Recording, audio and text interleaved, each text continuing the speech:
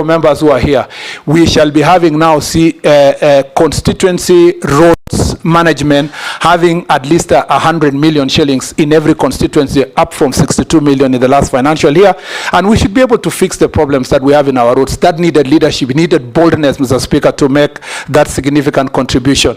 Mr. Speaker, it wasn't just the road sector that I superintended upon. There was also the transport sector. We did a lot in the port. Mr. Speaker, we were able to increase the efficiency of the port by 12%. We handled 1.6 TUs of 1.6 million TUs of cargo, up from 1.4. And this year, Mr. Speaker, we are going to handle 2 million TUs. In the also that sector, Mr. Speaker, we have increased investment, especially in Lake Victoria. Now the oil transport that I saw Honorable Wandai speaking about, now fuel is being transported across Lake Victoria. You don't need to burden the roads across to Uganda. Mr. Speaker, we are also building piers in Kisumu and also getting a ferry from Fangano Island. Some of those investments, Mr. Speaker, were based on the things we did. In the Lapsset corridor, for the first time, the Lamu port was able to handle significant cargo, 60 million metric tons of fertilizer destined towards Ethiopia, based on our diplomatic work within the Lapsset corridor. Now Lapsset corridor is functioning. The road from Lamu to Ijara, Mr. Speaker, which was a Maram road, we made sure that we fixed that problem. Now a tarmac road is being constructed, it's on the way. We have up to February next year to make sure that that tarmac road is delivered to Ijara, and the road from Ijara to Isiolo is also ongoing, Mr. Speaker. I look forward within next year that the Lapsset corridor will be completed, Mr. Speaker. Mr. Speaker, I also did some work at the airport. You remember that when I arrived, the Jomo Kenyatta International Airport was a place of shame. All the airports do not have a maintenance policy. Mr. Speaker, after fixing the human resource, we made sure also we fixes the maintenance policy. Now we've been able to fix Jomo Kenyatta International Airport drainage system. We've also been dealt with the roofing, and Mr. Speaker, there is a progress in that direction. We've also fixed, Mr. Speaker, many of the other airports. There was a lighting problem in Eldoret. Wilson Airport, for many of us who are here who've used the Wilson Airport, you know that it's full of potholes and bumps, Mr. Speaker. Now we have awarded a contract to make sure that the aprons on the runway is redone afresh, because Wilson Airport is among the busiest airports in the continent, Mr. Speaker. Even as we did that, we completed also contracts that were pending for our airstrips in Anyuki, airstrip in Nakuru now are ongoing. We finished the Matulo airstrip, Mr. Speaker. We opened new routes for airlines to go to Kabundo in Homa Bay. We did in Migori, Mr. Speaker. We did also new route to Kakamega. Mr. Speaker, now our airspace is booming. I opened doors, Mr. Speaker, for new airlines. We have Fly Dubai now flying to Mombasa. Air Indigo is now flying directly from India to Nairobi. And one of my last also responsibilities was to grant Etihad a flight to come back to Nairobi. All this is done balancing, Mr. Speaker, with the interests of the Kenya, Mr. Speaker, Kenya Airways. Even that, Mr. Speaker, is just a tip of the things we have succeeded to do. Let me just say the last one, Mr. Speaker, is you know, I left the minister abruptly, so this is an opportunity to share.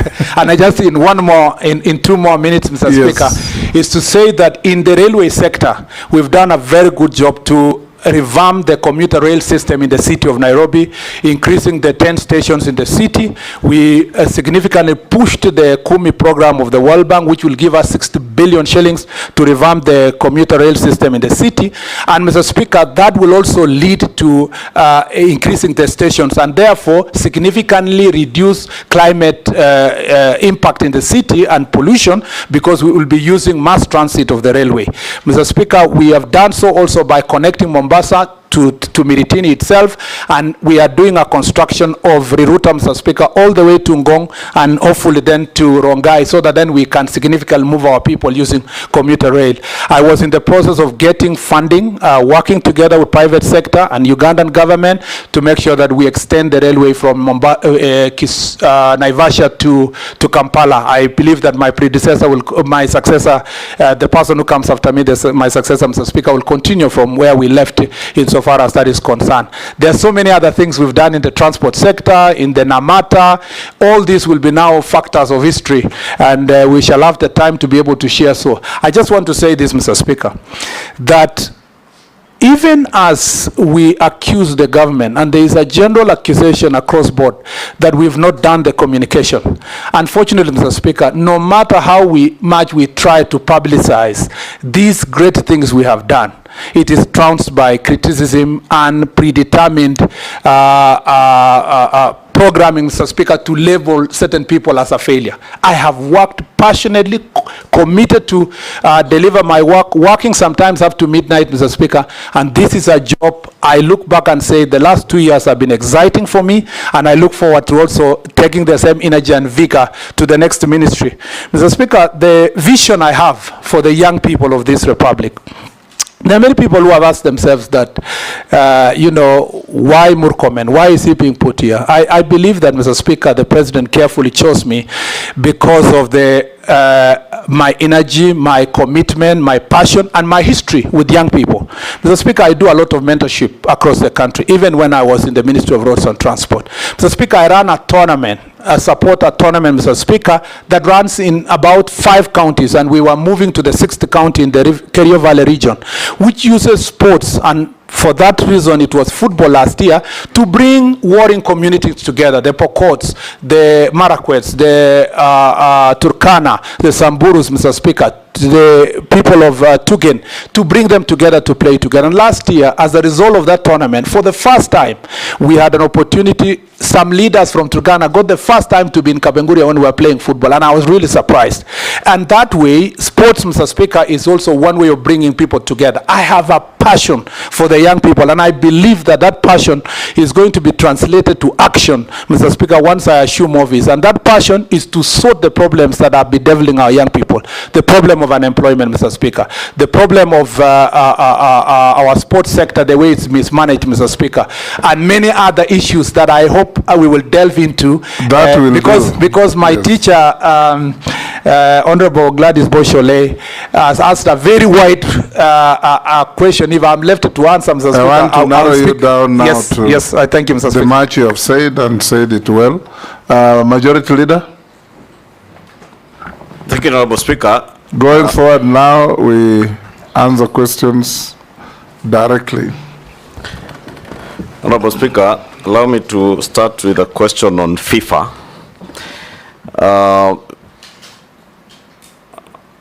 CS nominee FKF received a letter from FIFA in March threatening suspension following a litany of court cases bedeviling the Kenyan Federation. And to date, FKF has not held their AGM, nor released an election roadmap. If you get the opportunity to serve in this ministry or don't want to hear what you intend to do, I do know you're a football fan, but the teams that you support are not Kenyan teams, at least the ones I see you online supporting. What will you do to make sure that our football gets back its glory, and at least Kenyans can be watching our Premier League the way they watch the English Premier League? 2, you have clearly put out your report card for the time that you are the Ministry of Roads and Infrastructure.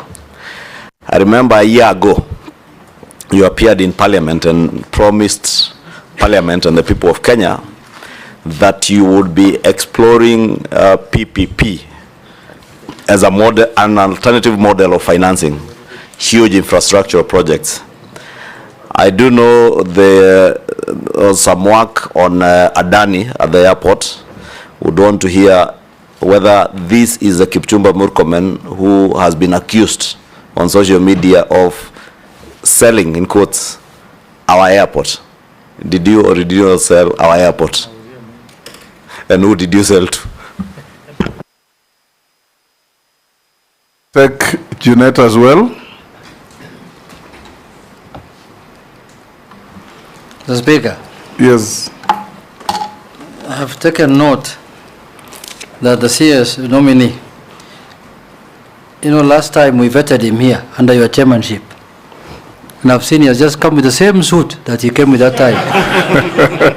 I have the picture with me here in my phone, Mr. Speaker. I was waiting for a different one. It's the same suit. The same suit and the same tie. I was looking for something else. Maybe that's his attire of luck. Yeah, that's what I'm seeing, Mr. Speaker. Maybe the people who live in the valleys of Elgeyo Marakwet told him, if you want to get approval, just take that suit and that tie. Yes. Anyway, Mr. Speaker, the question I want to ask him is that one is about this Ministry of Sports. I wanted to ask him that about protection and growth of local content. What measures will you take to protect Kenyan artists from plagiarism? Then how is the government going to assist local artists, local creatives in achieving 60% of content for local broadcast? How will you ensure that all Kenyans, including those who do not have access to TV, can consume our local content? How will you achieve that? And lastly, Waziri, from your previous office, please put it very clear to this committee.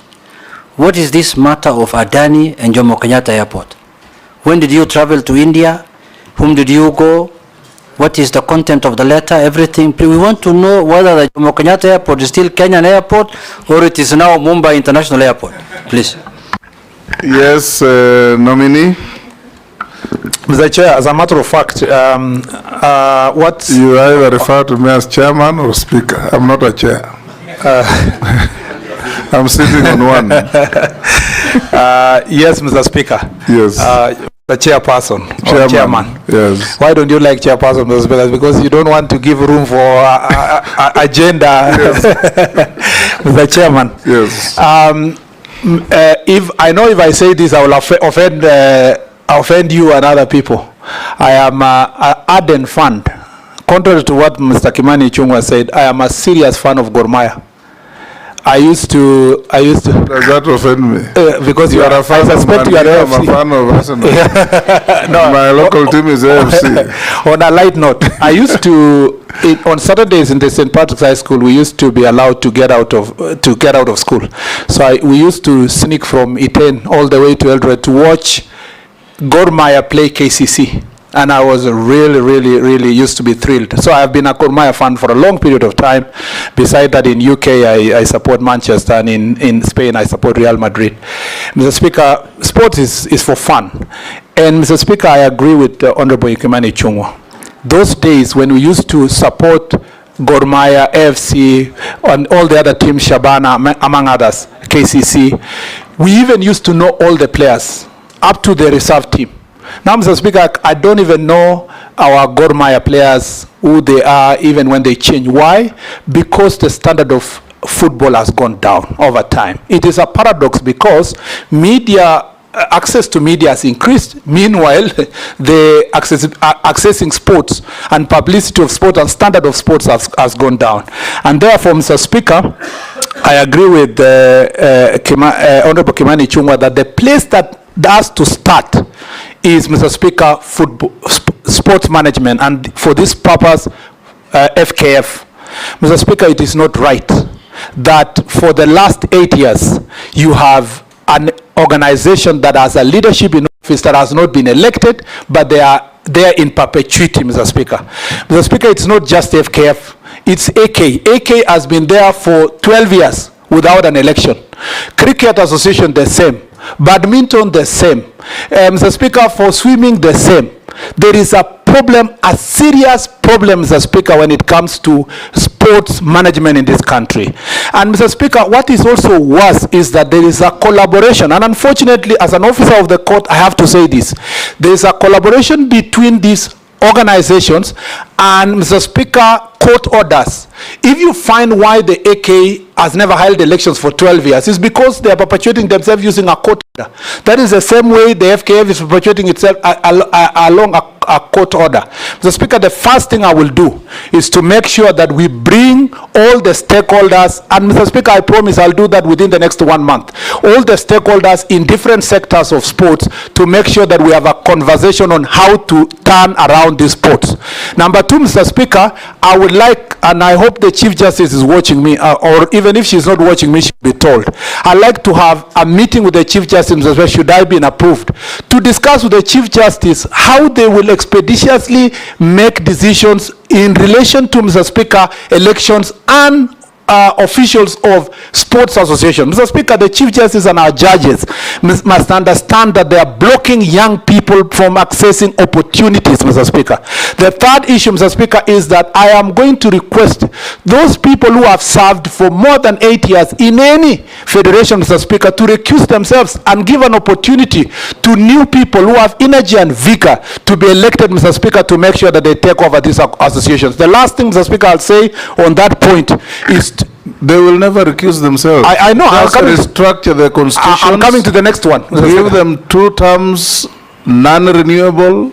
After 2 terms, 3 years, 4 years, they finish, they go. I was coming to that, Mr. Speaker.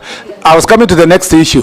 The next issue, Mr. Speaker, is that we will make sure that we will not finance any sports federation that, Mr. Speaker, is not following the Sports Act and does not do regular elections. Mr. Speaker, the other issue that we must deal with is that we cannot hide.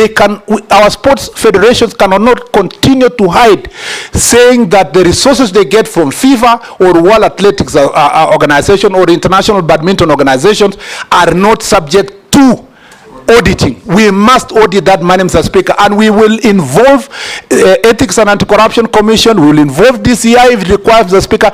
That money is given to Kenya, not for the association themselves. It's on behalf of the young people of Kenya, Mr. Speaker, and we must take them by the horns, Mr. Speaker. And I promise you, I am not an easy person to play with.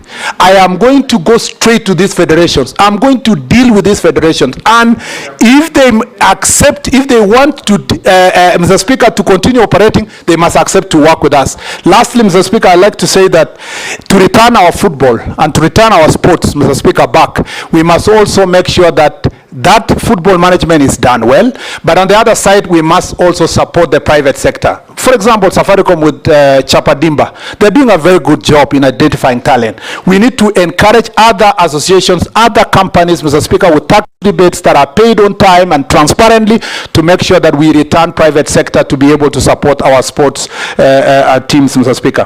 Mr. Speaker, I know there are many other issues on sports, but that was very specific to FIFA and the cases that are there. Mr. Speaker, as a matter of fact, Mr. Mwenda is my friend, Mwendwa, and Tuei is a person I know. I want these people to just believe in the people of Kenya and give a chance. You are confirmed. Yes. You are not being confirmed to go and work with friends. You are going confirmed to go and work for the people of Kenya. That's why I'm saying, Mr. Speaker, yes, they are my friends, but they need to know, Mr. Speaker, that time is up. The people of Kenya would like to have an organization that is being run in a proper manner and in an accountable manner. And they need to know one thing. Murkomen is not alone. Now I have an army behind me of young people. Mr. Speaker, they either voluntarily exit these positions and accept the changes that we need, or we greet them or occupy them, Mr. Speaker. That will be unlawful. Mr. Speaker, and we encourage you not to go that route. No, Mr. Speaker, if you are confirmed. No, not illegally. We will do it, Mr. Speaker, in a peaceful manner, because, Mr. Speaker, we will follow Article 37 very carefully, Mr. Speaker, to make sure that this is achieved. Mr. Speaker, I want to say that on the PPP issue of the airport, PPP is a very important concept of developing our infrastructure. You know that, Mr. Speaker, as I said earlier, on the road of Rironi-Mau Summit, already the previous government had committed itself on the PPP. Unfortunately, the contractor they worked with was not willing to ensure that there is no transfer of guarantee to the people of Kenya. That is the reason why we are terminating the contract. Otherwise, the road would have started if they had accepted not to transfer that burden to the people of Kenya. We are redoing that PPP because of that. Mr. Speaker, for the airport, I want to be very clear, Mr. Speaker, to the people of Kenya. I have not, and I do not have the capacity to to enter into any PPP as a person, as a cabinet secretary, and I have not in any way sold the airport. Mr. Speaker, the truth of the matter is this: the president has said this publicly, the PCS has said this publicly. PPP, the people of Kenya need to be taken through the process of PPP. A PIP proposal, which is the case of Jomo Kenyatta International Airport, that is privately initiated proposal, Mr. Speaker, which is part of PPP. Mr. Speaker, is not the first one. The first PIP, Mr. Speaker, in this country was the road, the expressway.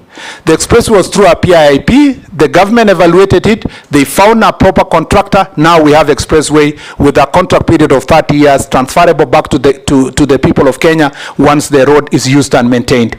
Mr. Speaker, the difference between the expressway and the airport is that there was a proposal. And this is not just one proposal. People keep coming with proposals. Some are serious, some are not serious. Some you invite them to come for meetings, they don't come. When a PIP proposal has been done, the contracting authority, in this case Kenya Airports Authority, goes through a preliminary process of establishing the viability and the verifying the existence of the company, the capacity and so forth. Once they do the preliminary process, Mr. Speaker, as the case is in Jomo Kenyatta International Airport, that process now moves to PPP committee, PPP's directorate in the ministry, in the treasury. That process has not even reached the treasury yet. What the Kenya Airports Authority was to do is to first establish the relationship with the proponent. Now, they have reached a certain threshold now that they should be able now to do public participation and stakeholder engagement, after which they will send the report to PPP's committee. The PPP directorate will move it back to the contracting authority. The contracting authority will write to the ministry. The ministry, the cabinet secretary in charge of transport, when the time comes, will write to the attorney general. The attorney general will go through it, Mr. Speaker, if he agrees. Also, it is forwarded to the treasury minister. The minister, if he agrees, you do a cab memo. And you know, Mr. Speaker, you have worked in government. A cab memo will be circulated to among the parties. It's tabled in the cabinet, and if the cabinet agrees, they pass it. So for someone to wake up one morning and say all such an elaborate process would have involved one individual, let alone even one agency. A PPP process is a collective process of government, and I want to assure the people of Kenya that your assets are safe. Jomo Kenyatta International Airport is safe. When this process advances, and I hope it advances, we will get to the level where we will make sure that the product that we get is going to benefit the people of Kenya. One thing I want to assure you, the first thing I did was to resolve the dispute that was there. There was a claim of 20 billion shillings hanging on KA. Through negotiation and mediation, we made sure that we negotiated out, and only we are paying 600 million shillings. Mr. Speaker, that now the airport is ready for investment, ready to receive investment, like other airports. Once we are done with that, Malindi, for example, where Honorable Baya comes from, Mr. Speaker, has got funding from Italian government, and we were able to get funding from Italian government to build a modern airport in Malindi. This is how we should move. If we succeed to get PPP in Jomo Kenyatta, and again, another thing I want to assure Kenyans, where the proponent will build the terminal is the only size of land, maybe 20, 30 acres. It's not the 1,000 acres, the total acres of Jomo Kenyatta International Airport. It's only a small section that will be concessioned where the proponent will build the terminal. And we need it. Otherwise, if we don't need it, Mr. Speaker, if we don't do it, we will become, Mr. Speaker, the last in this region. Ethiopia has defeated us. Rwanda is about to complete their airport. Tanzania has improved theirs. Even Uganda have a better airport. Even Mutembei is looking more presentable. The same Kenyans who are talking about leaking roofs, drainage systems, Mr. Speaker, very bad infrastructure CS nominee should be able to support CS nominee. Yes, Mr. Speaker. You're just confirming one thing. Yes. Even the president lamented that the weakest link in his government was public communication. You seem to have all the facts, but nobody has been told. Mr. Speaker, despite the fact that PCS has said, despite the fact that the presidents were communicated, but remember this issue came because of the storm. But if it was explained along the way as you went about these things, the public would have understood you better. Let me absolve the KA for this reason. This is a proposal of March. Honorable of March. Murkomen, Yes. I think what we just need to we have to admit that we were bad communicators. Just assure Kenyans that you will communicate better in your next assignment, and that you'll advise your successor to ensure that this message you have given us today of the great work you have done will go out to be known by the public. We can now. Yes, Unit. Mr. Speaker, I agree with you. You see, Jomo Kenyatta is the biggest airport in the country. In the region. In the region, actually. And that's the biggest, one of the biggest assets Kenyans have. You want to go PPP with it. And Adani has written a letter saying that he wants to go PPP. You are not informing Kenyans that Adani, a man called Adani, has written to us. Then you expect Kenyans to keep quiet. And they can see the airport was almost going. They will not keep quiet. They will not keep quiet. Mr. Anyway, Speaker, let's Mr. move Speaker, on. for the record, let me just say for the record. You are being evaluated This is for Minister for Sport, so let's move to sports. But my integrity Finish on in this 1 issue minute is important. and we move on. That, Mr. Speaker, this is a proposal of March this year. Before you communicate to the people of Kenya, you always get every year 2-3 proposals. As a matter of fact, I can confess, we've received, for airports in Kenya, we've received more than 20 proposals when I was in office. But you keep evaluating to see who is a joker, who is a serious person. Once you achieve a certain threshold, the public participation engagement is done, which was supposed to be done from this July. But Mr. Speaker, it coincided with the time that the president made the changes, when we were now supposed to do this. Number two, more than 5 times I have communicated PPP on Jomo Kenyatta International Airport through Parliament. Several times I've been asked this question. I have said there are proposals that we are working on, looking at, and we will communicate to the public about the PPP. So, Mr. Speaker, the time had not reached for us to make that You've made the point. The last thing I want to say is that Honorable Junet talked about protection of local content. I think, Mr. Speaker, we just need to be serious as a country. We need to implement our intellectual property laws, Mr. Speaker. I know that we have institutions in place, Kenya Copyright Board, Kenya Industrial Property Institute. We have also, Mr. Speaker, Anti-Counterfeit Agency, which I served as the first board member, who are supposed to do enforcement. I think that needs to be done. Suffice to note, Mr. Speaker, that is not within my ministry. It is in the Arts and Culture Department in the Ministry of Gender, Mr. Speaker. Mr. Speaker, also in the terms of local content, I totally agree with Honorable Junet. We need to bring Citizen TV and Royal Media have a product that they try to support local content.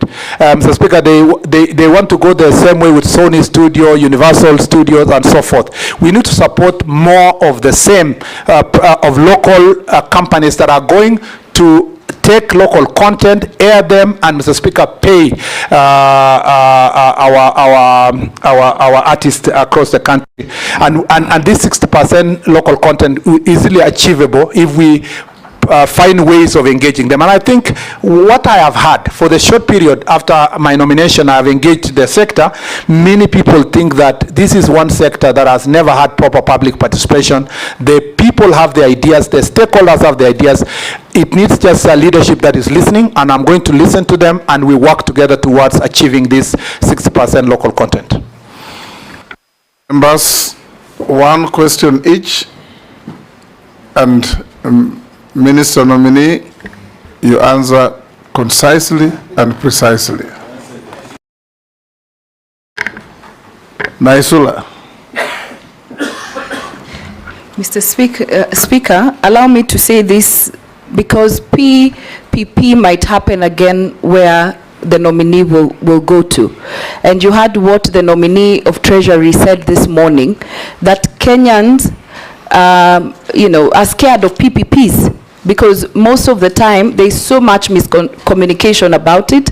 We hope as a committee you will do better in your communication and also look at those PPPs that they serve the interest of the country more than the investors. That is what the nominee of Treasury said. But to my question, that is just a comment. You will it's not a comment. Don't answer to it. Yeah. So I have a comment. Kenya is hosting the African Nations Championship 2025 next year and the AFCON in 2027. Do you have any ideas on how Kenya can deliver this to world-class standards? What will we do differently if you are if we find you suitable to hold that office, and how do you plan to incorporate stakeholder and public feedback into your planning process? And lastly, do you know if as a country we have a gender violence and abuse policy in sports? Nominee? In the interest of time, I will go straight to, as guidance, Mr. Speaker, to say that yes, I am aware that we are hosting CHAN next year. We are preparing Nyayo Stadium and Kasarani for purpose of, to be ready by December for purpose of CHAN, and then in preparation for the Africa Cup of Nations in 2027. Mr. Speaker, I'd like to say that to deliver this world-class, to deliver the tournament to a world-class level, Mr. Speaker, we are going to put in place a steering committee that has all the stakeholders. Mr. Speaker, I'm also inviting, and I will invite the private sector to quickly join in. We don't need to wait until late, Mr. Speaker, to make sure that they invest, Mr. Speaker, in the opportunities that come with, Mr. Speaker, the Africa Cup of Nations in 2027. Mr. Speaker, also we are working on the infrastructure. Talanta Stadium, which is going to be in Jamhuri along Gong Road, Mr. Speaker, is ongoing. I will make sure that it's delivered to the required standards. Mr. Speaker, also all the stadium where the players who are going to train, we are going to make sure that the stadia are put to be world class. One thing that is lacking in our country as we speak, Mr. Speaker, is that we do not have standards put in place in regulation of infrastructure. The law itself, the Sports Act, says that Sports Kenya will set the standards, but the regulations must be put in place. As a cabinet secretary, I promise this committee that will be a priority for me to make sure that all the infrastructure across the country are going to be built based on world-class standards.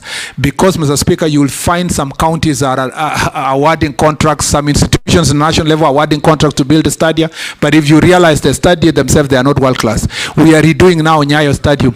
Yes, we are redoing Nyayo Stadium. Something we used to think it has 30,000 capacity. The reality is that it can only accommodate 18,000 people. The same to Kasarani is going to come down to 50,000 from the 60,000 we used to think. Because when you now deal with the standards itself, Mrs. required standards, it's going to be different. Mr. Speaker, I want to say that the gender violence is a serious issue in sports, and particularly more prevalent, Mr. Speaker. In fact, not just violence, gender violence, abuse, and sexual abuse, Mr. Speaker, among athletes who are women. Mr. Speaker, you know the case of Agnes Tirop. You are an ardent fan of athletics, who was killed, Mr. Speaker, in my county. Mr. Speaker, that is just one case. I know athletes, world-class athletes with world records, whom I have had to assist in the past as a senator, to call the DCI to protect them from attacks from, Mr. Speaker, pests that call themselves husbands. Once they see an athlete as a potential, they present themselves as suitors, Mr. Speaker, pretend to be in a marriage, Mr. Speaker, and then they prey on them and take their wealth. Mr. Speaker, this is an area that I have a passion for, not just because I've been appointed here, but something I have thought through. Even when I went to the funeral of Agnes Tirop, this is some of the things I talked about. And as a result of what happened with the Agnes Tirop, there was a committee that was formed in the ministry that came up with a raft of proposals. One, Mr. Speaker, that all training camps must, if a lady is going to be in a training camp, we must have a female matron in the training camp. Mr. Speaker, for junior athletics, you match training camps with the neighboring institutions. We need to oversight also the managers and the coaches, Mr. Speaker. Not just enough to register them, but we must be able to oversight them to make sure that they are following certain procedures. We don't want our athletes. Some of them are the pests. Yes. Yes, if you don't evaluate them properly. Absolutely. Some of them are the pests. Mr. Speaker, we will not allow as a ministry any of our teams to travel, women to travel for international assignments if they are not accompanied by a female matron. We will not allow them to travel with men alone. Mr. Speaker, this is an area with all those raft of proposals. We are going to make sure that those proposals are put into regulations and be part of also of the revised law, because we need to revise the Sports Act. The Sports Act, Mr. Speaker, does not recognize at all the institutions of county government, does not recognize so many things that are modern. We will make sure that these issues raised by Honorable Member, Mr. Speaker, are going to be incorporated in the sports updated sports policy. Let's take Nelson, Posing, and Gikaria, one question each in that row. Waziri, the Olympics are ongoing, and I like the fact that you've also raised the issue of athletes from the North Rift. There's a dire situation with our athletes. As much as they are doing Kenya proud, there's really nothing to show for in terms of infrastructure and support that the government has provided to athletes. What you see there is sweat and tears from athletes who've struggled without any support. Many of you have seen athletes, dodging motor vehicles and motorcycles on the road training. That should not be the situation our athletes should be subjected to. Many of them actually have made it into the global stage just by sheer determination. Waziri, coming from that region, please tell the country what you will do different this time around. Your predecessor, when he was here, said the same thing. He said he was going to change. He actually said he was going to give them world-class treatment, but the situation is totally different today. Number two, the people of Kericho County have sent me. No, this is a comment. They can decide to answer or ignore, but just for the record, the people of Kericho County have sent me to you. I landed with you in Kericho County, in Kerenga airstrip, and there was a contractor on site. Immediately we left, the contractor left. What really happened, Waziri? Thank you. They left together. Thank you, Honorable Speaker. Honorable Murkomen, many Kenyans think that you have actually been taken to the right place because you come from a county of home of champions, exactly. So I think many people are seeing that, including myself. But my question, Honorable Murkomen, is there is a gap. And again, people think the Minister for Sports is Minister of Nairobi, so they think that it's Minister of Nairobi. There's nothing on the ground. So if you get the favor of House and you become the Minister, Honorable Murkomen, what will you do to bring the nexus between the national office, your office at national level, and the county, so that people in sub-locations or locations can actually feel that the Minister for Sport is their minister? Is there any way where good people or good sport people, and particularly maybe football, can win in that sub-location or location and be taken through, so that at least they can also feel like they're also national people, so that they don't see the Minister for Sports as only Minister for Nairobi? Thank you. Gikaria. Thank you, Chairman. Mine is just to, I'm just hoping that the nominee will crack the whip at FKF. Honorable Chairman, yes, and he has to, Honorable Chairman. I remember one day, 142 million was paid to some English company to procure the broadcasting van, which never arrived in the country. And after paying, we were told that the company that was given that money went into insolvency. So I think it is important for us to crack. But my question is, the nominee, my friend Murkomen, one of the best strikers in the Bunge Football Club, is football and talent was created at the youth centers, at the location and sub-location, then districts at those days, either sponsored by, in collaboration with, partnership with either Germany, Netherlands, and England. I don't know whether there is a policy for you to bring back, because when you talk about football, people think of Harambee Stars and AFC and Gor Mahia, but these players come from some place.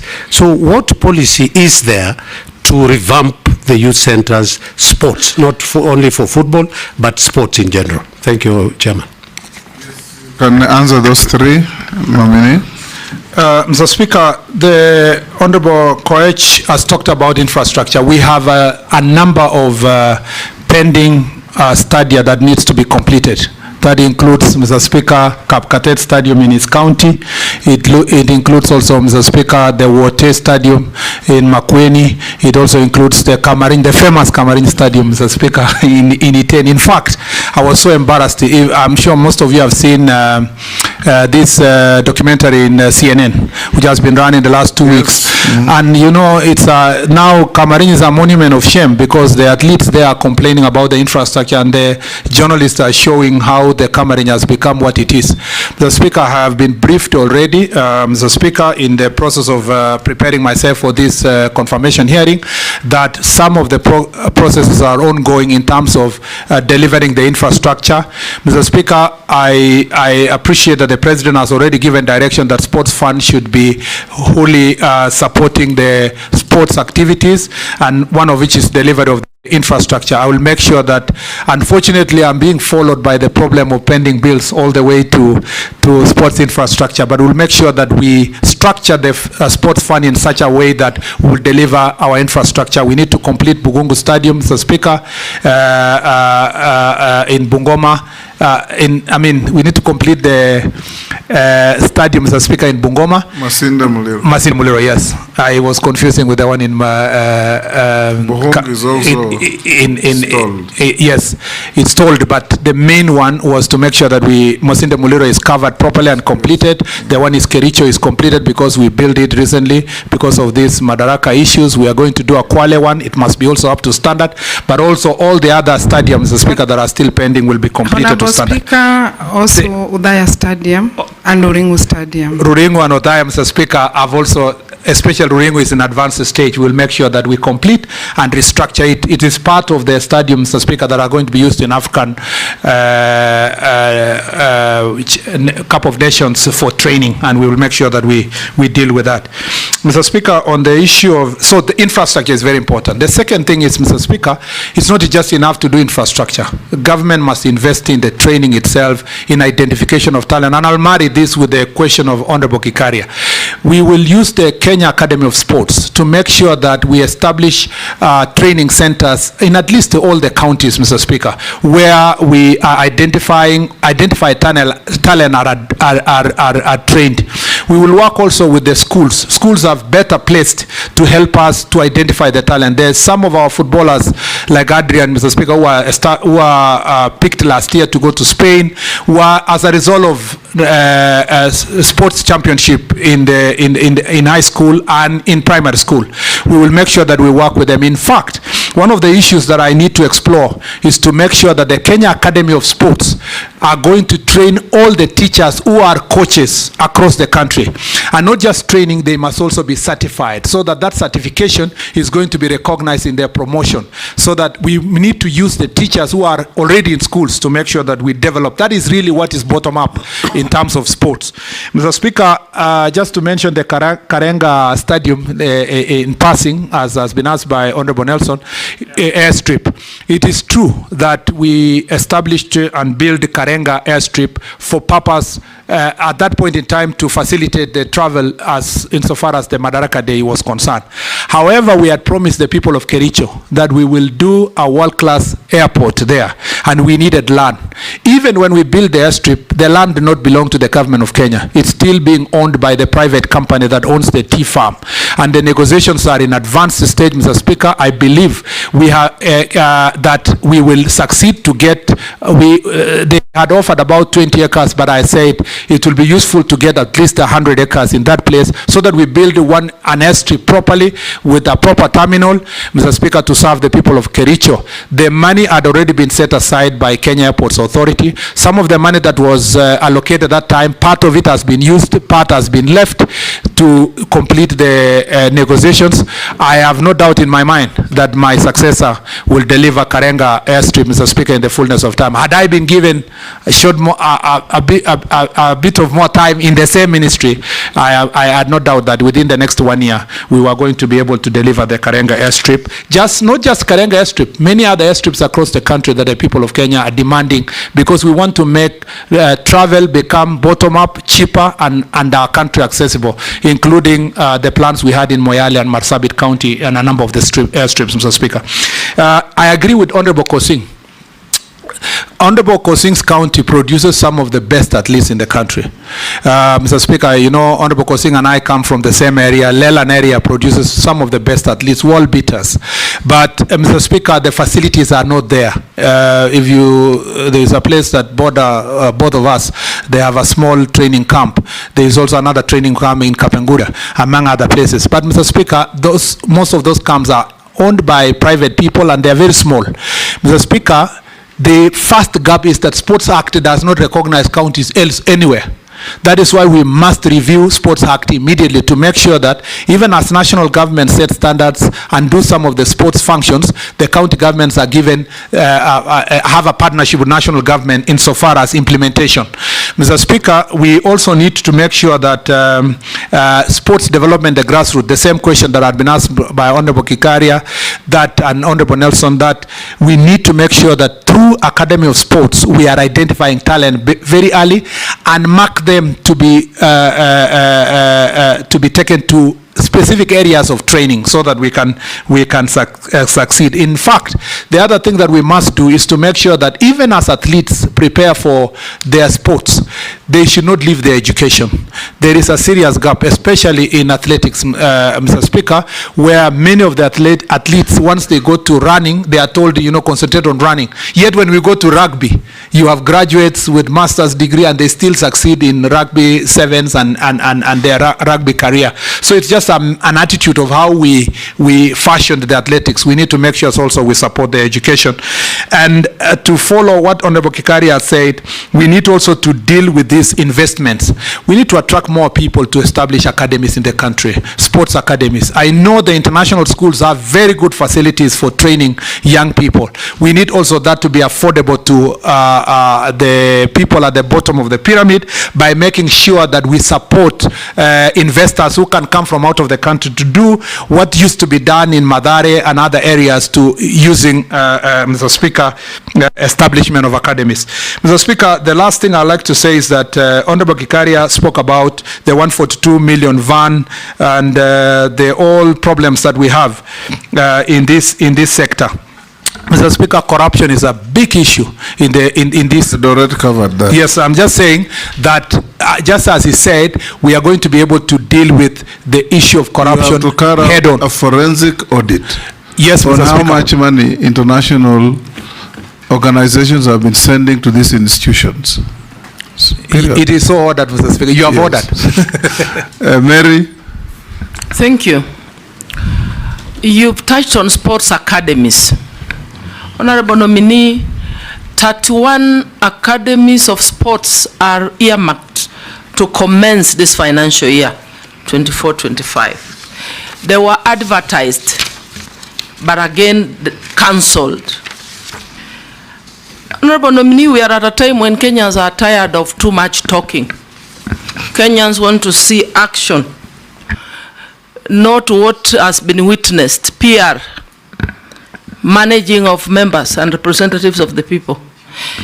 I want you to tell Kenyans, if you succeed in this nomination to the ministry, how long will it take you to advertise for the commencement of the sports academies?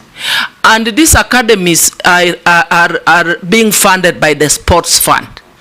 I happen to be a member in that committee.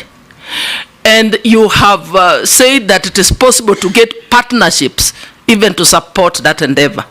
So tell Kenyans when we will see the sports academies commence. Thank you. Thank you, Mr. Speaker.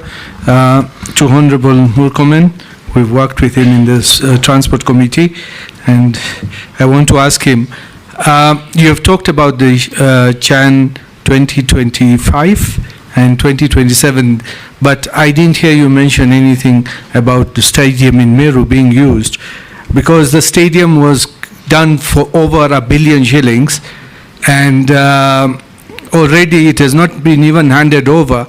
The running track is coming out. And the youth who come to leagues, they spend over $1 million shillings just in courses run by FKF for training and all that. But in return, they do not get anything. And then they pay 60,000 to to join leagues. And after joining leagues, they have to pay to use the stadium 15,000 shillings, and I believe it's all over. So my question to you, Honorable Murkomen, is what are you going to do about the youth? It's not just football, it's all sports which we need the youth to be involved. And as well, the same Sports Kenya which did Meru Kinoru Stadium, and it's a very big stadium, I believe you've been there, demolished our police station in the stadium, demolished the ACC's office, and promised to give 42 million to build new ones, where your two predecessors, if you are confirmed, Honorable Ambassador Amina, she ignored it. Honorable Ababu Mamba, when he came to Parliament, he says, yes, as soon as funds are available, he will give. So I want to know from you if that one for Kinoru, what you will do. And we've got even another stadium in Maua, which is waterlogged. We've got another one in Kobo, it's not there, and in Timau, and many other places. You are making a speech. Yes, Murugara. Thank you, Mr. Speaker. Nominee, talk about Standia. The Chuka Stadium is also not complete. Talk about your previous ministry of roads. Tharaka-Nithi is the home of stored roads, the most ugly of them all, including Chakariga Marimanti. You need to comment on that one. Then a comment on how you fed sports persons, because I had a young man who actually went all the way to Rwanda on the high jump, came back. I pleaded with your predecessor to meet him and fed him the PSC sports. I received the cold shoulders and nobody did any of that. What is the policy you're likely to have as regards the feting of sports persons? Young people, actors or artists, they are occupying us because they're not happy. They are doing all this work, but their royalties are not being paid. What are you likely to do about improvement on payment of royalties for these artists, including what benefit Kenya gets from all these nice movies we see internationally with the Animal World, National Geographic, Animal Films, Wildlife? What benefit does Kenya get from all this? Because this is where we should be selling our property and receiving payment for. Thank you. Nominee, answer those three. Mr. Speaker, again, I'll try to summarize. On the Honorable Daud's Chan 2025, yes, we are prepared, and I would love to get a brief whether Kinoru Stadium is one of the beneficiaries in terms of either training or playing. I know, of course, Kinoru Stadium, I've even addressed a rally there, the famous rally before. And you speak to the same things I talked about. I told you about standards. A county starts a stadium, they build, sometimes it is a money minting project, there is no intention to complete, or even it's completed, it is shoddy. It is not just Kinoru alone. All the stadium across the country. There was the case of Kericho. They finished it and it was coming out. Machakos the same. There were many other places across the country. That is why it's important to put in place standards that you can measure against, so that if you don't achieve those standards, it is easy to even prosecute the contractor, because there is international standard adopted locally. And I promise you, that will be my greatest priority. And I hope I can do that within 3 months, because I have had a conversation and bring it to this house, so that this parliament and parliament can be able to pass regulations that will make sure that standards of sports facilities are adhered to. I also want to say that on the question of your demolished DCC office and the chief's office, if I look at the money you're asking, that if we speak, if also Honorable Kindiki is approved, this government is one government. We can tell Interior, please find other resources because we are straining insofar as completing the infrastructure, find other resources and build a DCC office. And Honorable Kindiki is not just your neighbor, is your friend. So we can be able to sort that issue, God willing. The third issue is that on the Chuka Stadium, I think also I was briefed that it's not yet complete. We need to just make sure that we complete now within the standards, with the required standards, so that we don't also complete hurriedly, but in a shoddy manner. Sorry for Chakarika Marimanti. You know, it's my pet subject. I was there with your senator then to launch it in 2014. And the biggest problem as our country, and I pity my successor in this sense, that you have a pending bill of about 165 billion for road construction. I don't know what we are going to do, because this is not just a ministry problem, it's also a budgetary problem. And when I see that Finance Act failed, and then the other Finance Act is also facing challenges to another gap of another 200 billion, I think we need to be serious as a country. If we really want this infrastructure, we must be able to raise our own resources and support the infrastructure sector. Unfortunately, or fortunately, our honorable member here, if he's approved, will be the Minister of Finance. I hope he will be able to solve that problems, because he also has tolled roads in the Sori Road in Homa Bay, in Migori, in Homa Bay, sorry. Mr. Speaker, on the question of the particular student, I will be very deliberate, very personal to solve individual problems. I know athletics, you can have, do you know there are countries that travel with only one athlete? You know, the whole federation goes with one athlete. Mozambique did so in more than 4 Olympics. Yes, so we are lucky as a country. She always came back with a gold medal. Yes, Maria Mutola, yes, 800 meters. So, Mr. Speaker, we can be able to make sure that we meet that person individually. They are very important. By the time they are reaching that level, I am ready to meet them within the first 1 week when I go to office. And George, being my senior honorable, I should be able to bring them. You know, the nominee has been responding like he has already been approved. He's just said when I go to office, he's not used the word if at all. I have used so many times. Hearing him say, if I'm approved. Yes. Should I be approved if I am approved, Mr. Speaker? Mr. Speaker, go at you. There is a problem with the royalties issues, Mr. Speaker, for our musicians and performing arts. Mr. Speaker, that responsibility, it's very important that we sort out corruption in the CMOs. The people who have been given the contract to collect, we should not give them a free hand to collect and distribute without government having a view of what, Mr. Speaker, is being collected. And I think this is an issue Parliament should take up seriously. I know it's not in it will not be in the ministry that I have been proposed to. It is in the arts and culture, in the gender ministry, but it is something that I have been following personally. And I hope that KECOBO, the Kenya Copyright Board, will be a bit more serious. There is a lot of corruption-related issues have been raised insofar as identification of the CMOs and, Mr. Speaker, distribution of those resources. People must be able to earn from their sweat, Mr. Speaker, and I hope they will be supported. On the film industry, I know it's part of creative industry in the ministry that I have been proposed to serve if I am approved. Mr. Speaker, I have been told that the law that governs this sector is a 1963 law. Mr. Speaker, the association itself and the policy is also an old policy. Again, I have received a representation by many people who say, if you are approved, please organize the first meeting. I am even told that insofar as filming our wildlife, the preference goes to foreign filming companies that come to film, and the local companies here do not get access to and they are getting billions of money, Mr. Speaker. There is no accountability or transparency as to how much they are able to live in our country. This is an area that we must register all the filmmakers when they come to our country, but we must also facilitate our own filmmakers to be able to benefit from our own animals, Mr. Speaker, in our national parks and game reserves. I thank you, Mr. Speaker. Owen. Thank you very One much. question, followed by Robert, one question, Mule, one question, Raso, one question.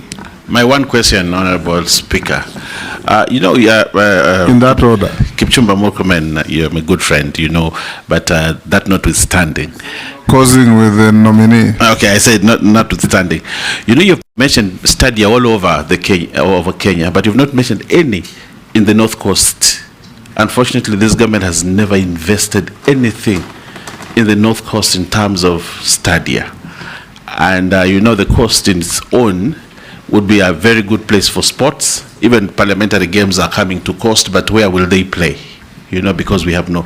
So if you are given this opportunity, would you consider investing in stadia in the lower coast to promote the youth there, where there's immense talent in terms of football and other things, but it has never been tapped because of lack of infrastructure? I thank you. Robert? Yeah, thank you, Mr. Speaker. Nominee, I just want to mention one thing that I've heard you mention here about growing talents from schools. Maybe one of the reasons that this fails is because the capitation given for activities in school is totally inadequate, and that is under the Ministry of Education. So maybe you can talk to your counterpart if approved. Just one question. We've seen delegations going for sports activities, international sports activities, where the officials, that is government, officers, carry huge delegations and, are living lavishly. Whereas the athletes and players are actually sometimes even stranded at airports. Can you tell Kenyans what you will do so that this kind of situation that embarrasses this country does not recur? Mule. Thank you very much, Speaker. Nominee Murkomen, if you are proved by this House to be the seers of youth, creative economy, sports, I just want to look at the youth right now who are part and parcel of you, because I've seen your CV, you are part of Millennium. And then the army you have talked about cogency. What new programs you will bring on board to accommodate them to work with you in this ministry?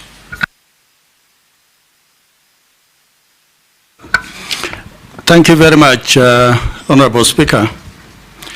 Honorable Murkomen, my issue is about land for sports. If you move around Kenya, you find a lot of development. And even when you go around our counties and constituencies, we want to grow the talent of youth in either athletics or even other sports, whether it's rugby, football, hockey. But there are no pitches.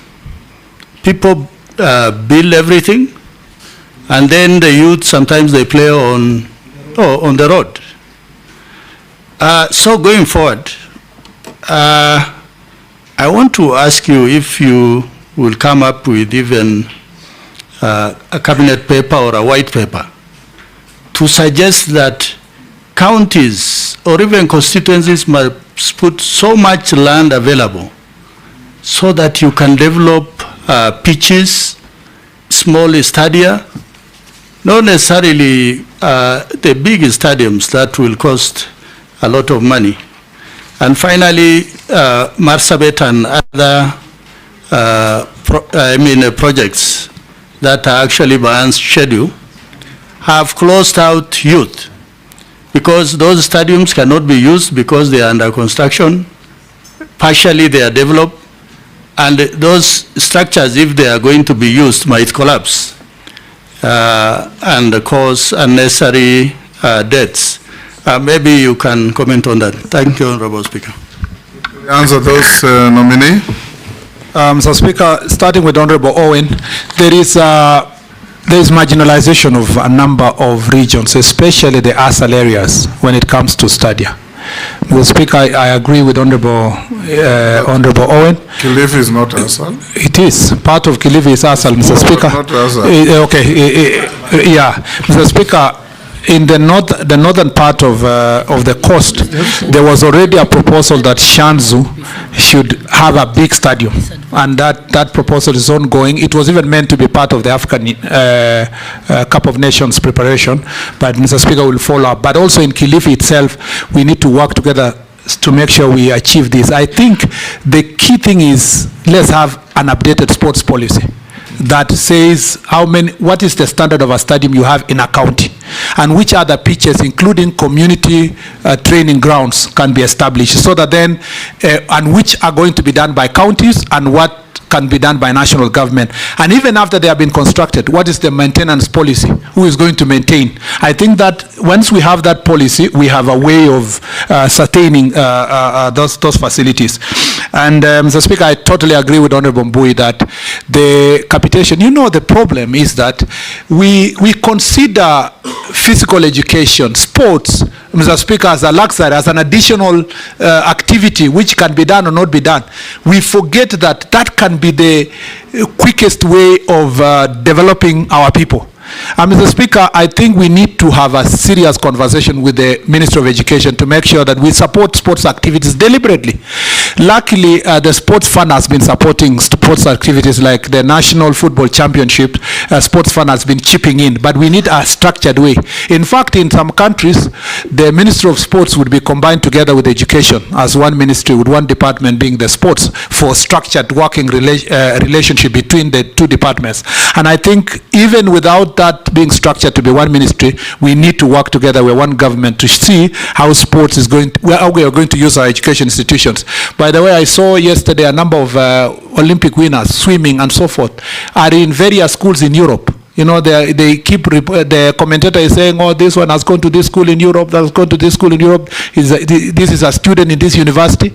This should be the case. Schools and the university should be the breeding ground for our talents, and that is where they should be located.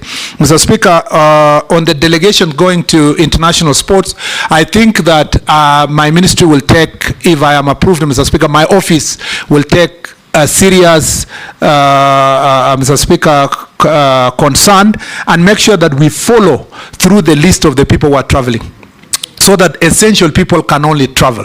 And if there are extra people who want to travel at their own cost, there is no problem. I also very careful not to call people joyriders, because I saw a friend of mine was being accused of having gone to Paris with their daughter, only to find out that he didn't travel using public money, and the daughter didn't travel using public money. So sometimes we must get the facts. Usually MPs... The most offensive one was when people called Kipchoge Keino a joyrider to Rio. It is the father of our athletics. In fact, if you are confirmed, you should guarantee this country to buy Keino a ticket to go to every Olympics until he gives up. Yes, Mr. Speaker. What people don't realize also is that some of the officials go to the Olympics not to just go and watch. That is where you are scouting for potential investors in the area and partnerships. So there are people who go with specific roles to ensure that you engage in improving and getting investors. Some of the members of parliament also travel to these international games because they provide their oversight responsibility, but also they appreciate what's happening. When they come back here, they are able also to pass necessary laws and support the budgets for those athletes. So it is not always obvious, rather obvious, that everybody is a joyrider, but we will make sure that there are no joyriders using public resources. Remember also, Mr. Speaker, that some countries pay for their funds. They pay for the people who are going, the cheering squad. But Mr. Speaker, because of our limitation of resources, we need to work. We need to work with the private sector to sponsor them. Our big corporations should be able to sponsor the people who are going to cheer our teams, because it's also important to go with a cheering squad if it's necessary. Mr. Speaker, on the question of Honorable Mule, I am very happy that he is asking a very pertinent question. In the youth sector, what am I going to do differently to make sure that our youth get jobs? First, let me say this, Mr. Speaker, it's an embarrassment that as a country, and this should collectively prick our conscience, that the budget for youth department, for core functions of the youth department, for an entire year is 51 million shillings. That is a shame, Mr. Speaker. In fact, when I was looking at the budget, I was asking myself, am I being set up to just go and sit in an office where you are not going to deliver anything to the youth of this country? How you budget is demonstrating your priorities, because if you really want to sort out youth issues, we must put resources for youth resources.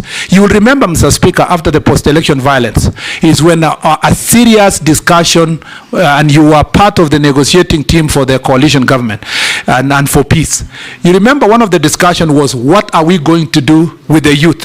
And that's how Mzee Kibaki's government came up with Youth Fund, and they came up also with National Youth Council, and they came up with all those youth initiatives. You remember, Mr. Speaker, the youth ministry at that time had about 10 billion for implementing projects. Now the youth department has 51 million shillings. What happened to us? Because in 2013, when we lumped together the youth ministry with public service, the whole resources were channeled to National Youth Service. And then we forgot about the other core functions that are affecting the youth. This department has moved with 8 PSS within 10 years, Mr. Speaker.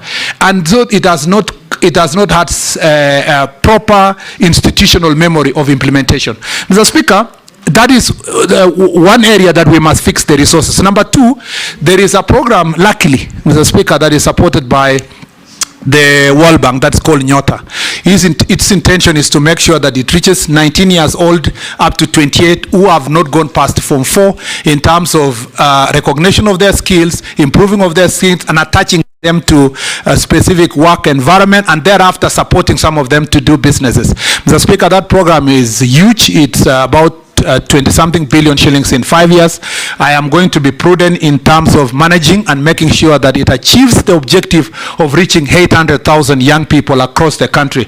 I ask members of parliament that we work together to make sure that the identification of the beneficiaries is per constituency, because the constituencies are the most equitable units at the country. The other thing, Mr. Speaker, we must do, and I was prepared to do that in the roads ministry, we must do what President Roosevelt did.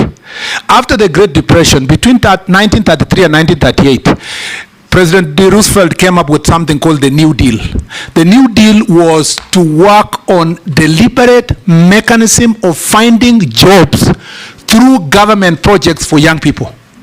And the plan was to make sure that when they were building the beltways, the airports, the postal corporations, the bridges, they made sure that they infused in the contracts the number of young people that are going to be employed. I will suggest, Mr. Speaker, that in our road contracts, if you give a contractor, say, 100 million worth of a contract, we must tell that contractor, infused in this contract, you will employ 100 youth in that locality for 3 years. And we must be deliberate, even if it means adding the amount to the contract of and above. If we do that, Mr. Speaker, in railway contracts, in the port contracts, the airport contracts, road contracts, we are going to deliberately deal with the people of Kenya. If we are going to give out contracts to everybody to maximize profit, those people will use machines. What has happened, Mr. Speaker, in places like Kericho? Because of the introduction of machines, there are so many jobless young people in Kericho and other places like Limuru and other tea growing areas. We must tamper the need for profit by deliberately getting a new deal for young people in this country that are going to get jobs directly. The last thing I want to say is that there are fragmented initiatives that target young people. You will find that the AGPO, the program that is ensuring that contracts go to young people, is being managed by Treasury. There, the Treasury only see the registration of the company as a young person. They don't even realize that this young person is just a facade. You have another initiative in ICT that is called Ajira. You have another initiative in Public Service Commission that is called internship. So all these initiatives are fragmented. What we are going to do in the Ministry of Youth, if I'm approved, is to make sure that there is oversight. These all initiatives across ministries are going to be reported to the Ministry of Youth so that we can collect them and we make sure they oversight and make sure that we force all government ministries, departments and agencies to make sure in their performance contracting they report annually how many youth are benefited from the programs and with clear statistics of where the youth are found. Mr. Speaker, on the issue of Honorable Raso, I agree with him that we need to establish, and again it goes to the policy, that what kind of study are you going to build in different parts of the country, and we must make sure that is why the absence here is the disjointed relationship between the national government and county government, because there is no intergovernmental framework under the law that makes sure that we work together to establish those community training grounds and the issue of stadium. The issue of Marsabit Stadium, Mr. Speaker, I will make sure that I follow up personally. I was really wishing to go to Marsabit as a Minister of Roads and Transport, because we have some airstrips we were working on there, and also we are open to the Lapsset corridor. We want to put ICD there. So, Mr. Speaker, I will go now. Mr. Speaker, on behalf of this ministry, if I'm approved, to make sure that the stadium is complete. We want you to shift your hat from roads to youth and sports if you are confirmed.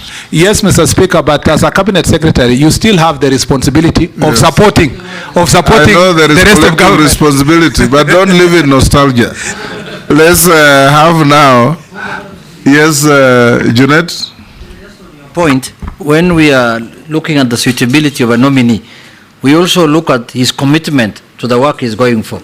So I wanted to ask, your removal from roads transport to Ministry of Sports use, do you see it as a demotion? Mr. Speaker, first of all, there is a committee of ministries. Mr. Speaker, when I was in roads and transport, I never at any point thought that my colleague in youth and creative economy and sports was a lesser minister than myself. So I don't see any ministry to be different from the other. Shuria? Thank you. One question, Mishi, one question, Rahab, Yes. one question. Thank you. Let me just add, as everyone was talking about Stadia, Mheshimiwa, we don't have any Stadia in Northeastern Province, 0. So you better add that into your list. There's no sports. Mishi? I think we do better than, I haven't even asked my question, sir. My question. That was just a comment. I told you to stop preambles to questions. Mr. Speaker, if everybody spoke for their region and I don't say I'll be killed once I leave here. Go ahead. Thank you, Honorable Speaker. Yes. Mheshimiwa Murkomen, youth employment and job creation. Matrix requires concerted efforts, including mainstreaming of the issues in all ministry policies, rather than youth ministry as a standalone solution point. So what is your take, and what measures will you champion to achieve this complete mainstreaming in all ministries to push the agenda of youth? I thank you, Honorable Speaker. Honorable Mishi. Asante Mheshimiwa Mwenyekiti. Mheshimiwa Mwenyekiti, nimemsikiza Mheshimiwa Murkomen ambaye pengine anaweza kuwa waziri wa vijana na michezo, lakini nataka nimregeshe nyuma wakati akiwa waziri wa mambo ya barabara na uchukuzi. Sisi kama watu wa Likoni kupitia bunge niliuliza swala la kivuko cha Mtongwe na tukaweka pesa ambayo ilikuwa ijenge kivuko cha Mtongwe cha feri. Rampu hiyo ilijengwa kidogo tu, yani kama mbeni mfano tu wa kujenga, baada ya kuweka mamilioni ya pesa. Mpaka leo ferry channel, kwa wale ambao hawajui Kiswahili, Mtongwe ferry channel, mpaka leo kivuko kile hakifanyi kazi. Wakazi wa Mtongwe wanataabika sana kuvuka kwenda katika ngambo ya pili. Vile vile ile floating bridge ambayo ilikuwa pale iliyotengezwa kwa milioni 300 ilikuja ikakatizwa kwa ghafla bila kuita wananchi kuwaeleza kumeenda vipi ama kumekwenda vipi. Sasa mimi nauliza, umezungumza maneno matamu ya kumtoa nyoka pangoni, lakini kusema sio kutenda. Unaweza kusema na ikawa ni mkono mtupu au rambwi. Mimi nataka nimuulize waziri, utatutibishia vipi ya kwamba haya ulioyasema hazitakuwa ahadi za urongo kama zile ulizoahidi kupitia wizara yako kwa watu wa Likoni, na mpaka leo wanalia hakuna floating bridge, iliwekwa wakati wa regime ya nyuma, sasa hakuna tena, kivuko cha Mtongwe hakuna. Mwisho tupe tathmini ya talanta hela. Asante Mwenyekiti. Oka amekatalia pangoni.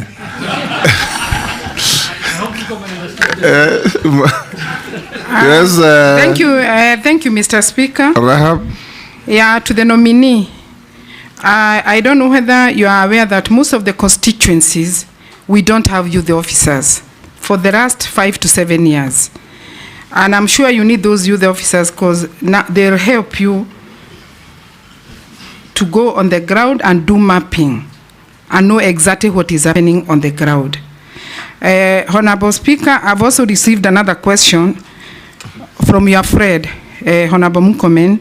They are asking, if you are confirmed, what are you going to do to gain their confidence, your youth? Thank you. Nominee. Thank you, Mr. Speaker. Mr. Speaker, let me start with Honorable Shuria. First of all, youth, no, I agree first that there are no study in the, as I said earlier, in the arid and semi-arid areas. When I was doing the tournament last year, Mr. Speaker, Turkana players were playing on a sand pitch, Mr. Speaker. It's very disheartening to see how marginalization is being perpetuated, and I think we need to correct that, to give facilities to young people in the arid and semi-arid areas. And I have been deliberate, even in the Ministry of Roads, to make sure that arid and semi-arid areas are also taken care of. Mr. Speaker, on the question of youth mainstreaming, I agree with Honorable Shuria also that we shouldn't talk about youth only to be confined to youth department or the youth ministry.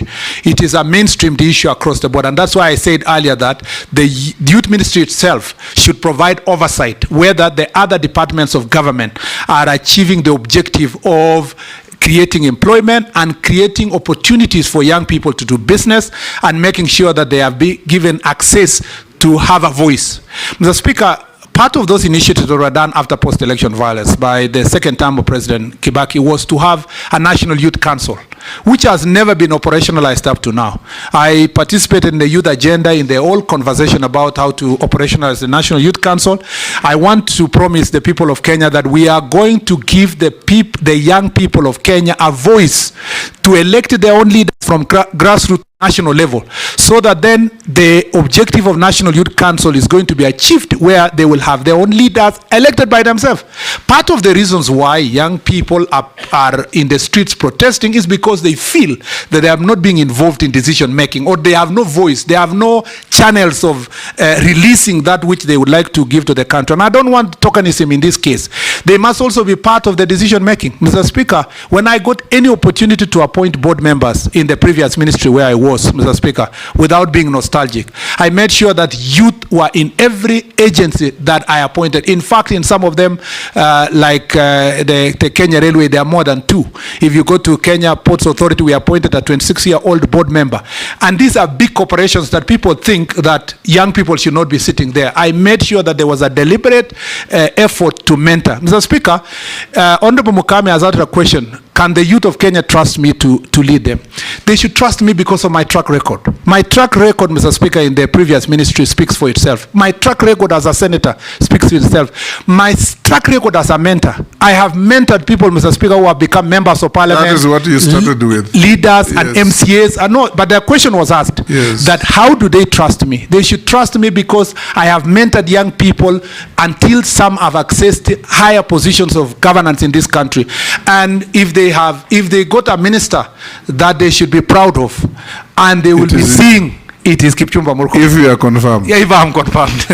Mr. Speaker, on the question of Honorable Mishi, ningependa kusema ajibu Kiswahili kile sanifu watu wangu pia waelewe. Bwana Speaker, tumetenda Kiswahili ni Kiswahili sanifu or the opposite. Bwana Speaker, tumetenda kazi nyingi sana katika poti ya Mombasa, na nilianzia hapo awali wakati niliposema tumeimarisha biashara katika poti ya Mombasa.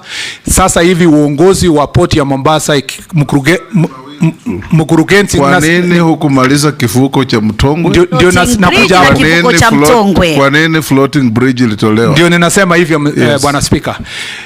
Kuimarisha utendakazi katika poti ya Mombasa ilikuwa pamoja na kuondoa ile floating bridge yenye ilikuwa pale, kwa sababu ilikuwa inapoteza masaa 8 ya biashara katika poti ya Mombasa. Ukisikia kwamba biashara kwa poti ya Mombasa imeinuka, ni kwa sababu tulitoa zile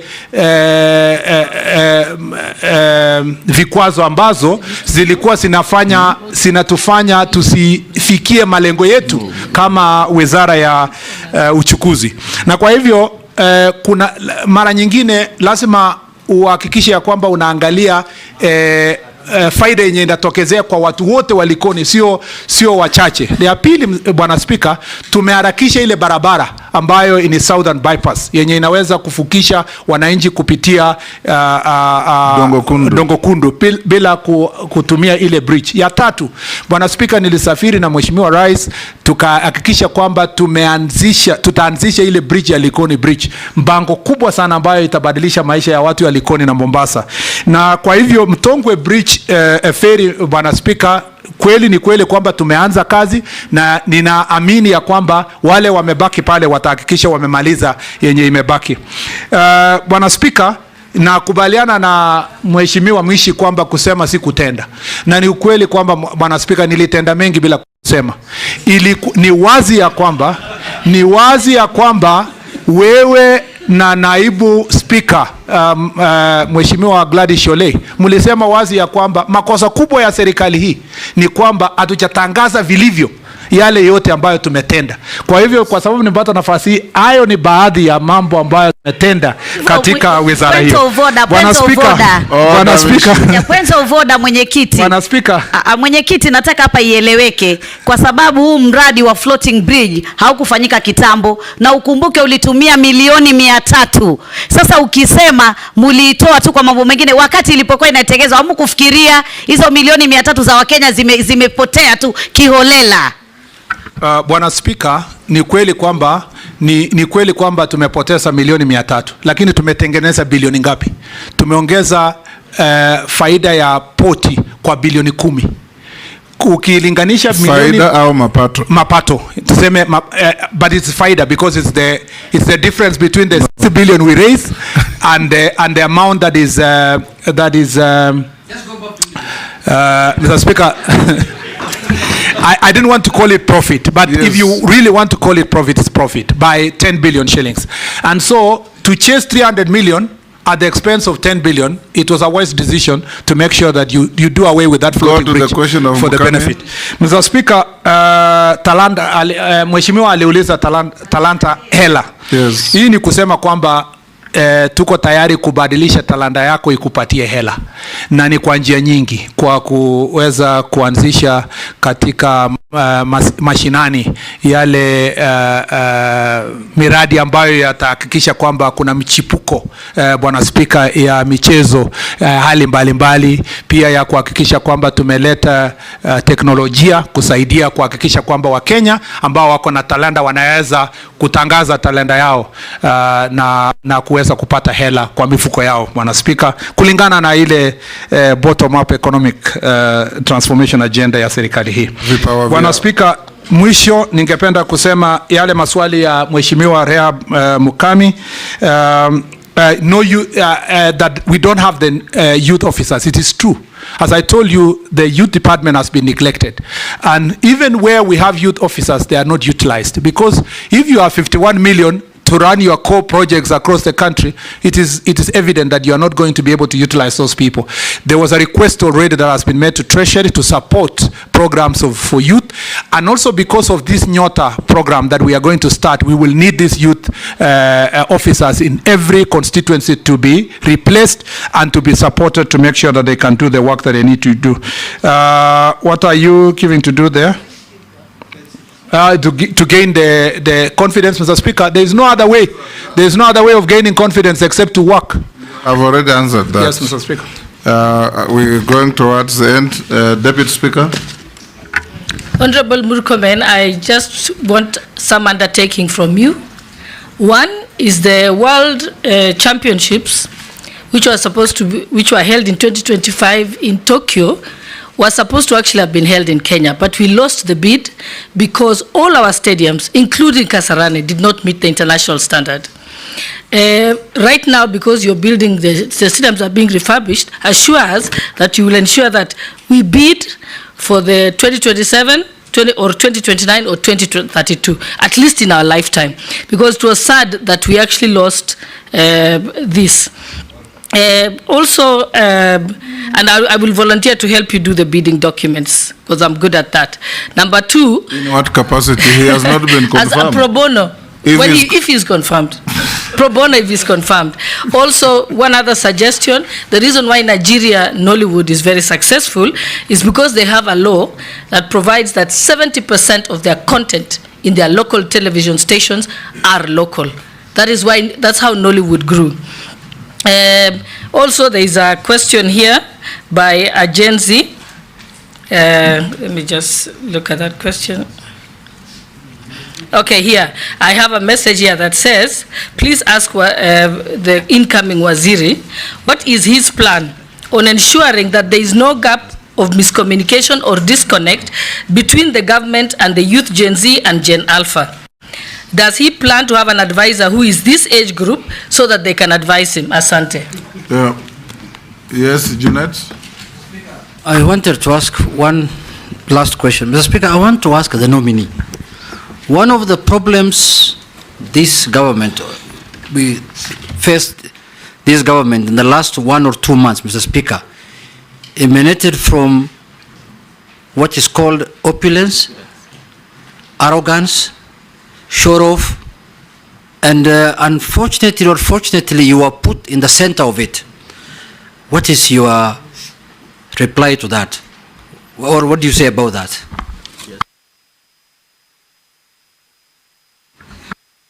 Thank you, Mr. Speaker. Let me start by, yes, I agree with Honorable Cholet that, Mr. Speaker, we should be holding world championships. You remember we held the under 17 or under 20? Yes. Most of those athletes, under 20, and we were in Kasarani, and most of those athletes now are at the Olympics. Mr. Speaker, I believe that if we deliver the infrastructure we have talked about to the standard required, we should be able to host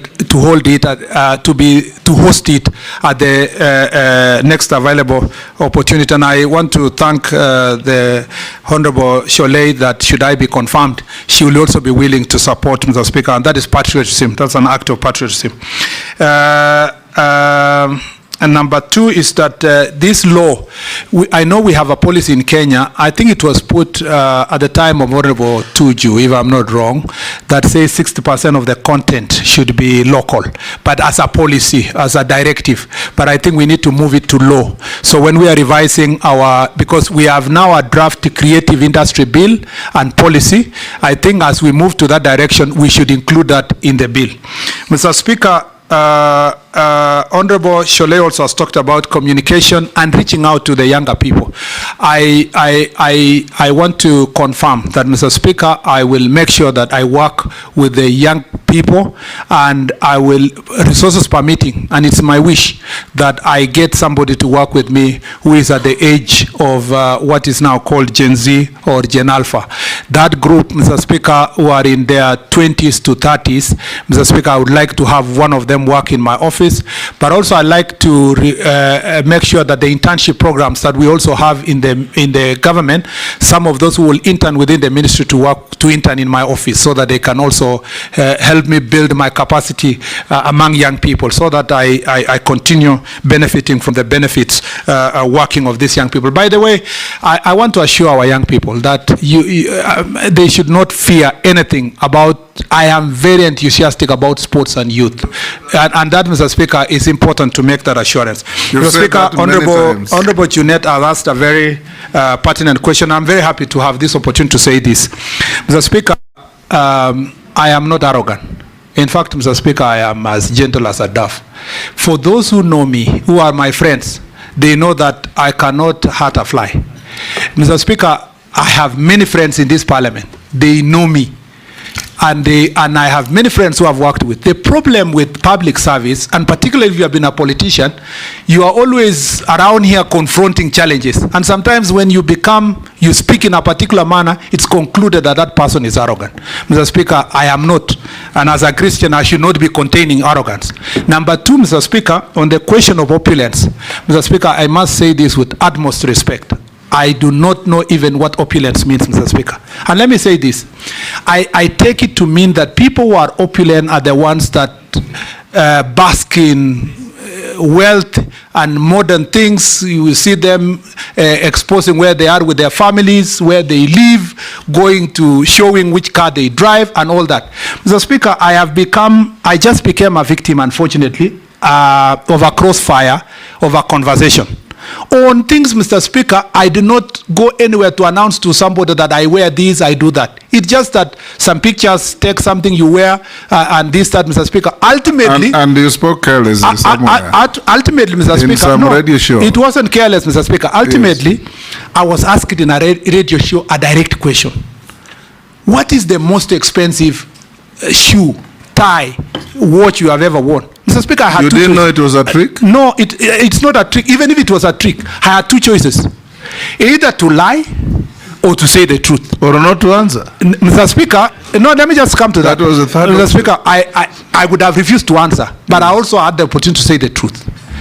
And by saying that truth, Mr. Speaker, having been put that question to me, Mr. Speaker, it was not by my own choice to go and say, and Mr. Speaker, you know, for me who has grown up as a son of a squatter in Embobut Forest, you know that even when we were growing up, if you get one shoe or one watch like the one I got when I was in primary school, that is your Sunday best. That is your Sunday best. It's that one expensive thing you have that sometimes you are happy with. But to say I'm opulent, Mr. Speaker, I must say this with utmost respect. I have never gloated anywhere about anything I wear, anything I have, Mr. Speaker. Even where I live, Mr. Speaker, I've never gone to announce to people that I have this kind of a house. Or, Mr. Speaker, I've never even bragged about the car I drive, even if all those things could be more expensive than the things that have been mentioned. And I have said this, and I say this when the president nominated me. There is a verse in the Bible that says, if your eye is going to hurt a neighbor or your hand is going to hurt a neighbor, you better gouge it out so that you don't make your neighbor to sin. And I say this when the president nominated me, that if in any way I behaved either by speech or conduct or my lifestyle, Mr. Speaker, in a manner that hurts any Kenyan, I apologize profusely. Mr. Speaker, that I said, and I mean it. I mean it as a Kipchumba, and I mean it as a Christian.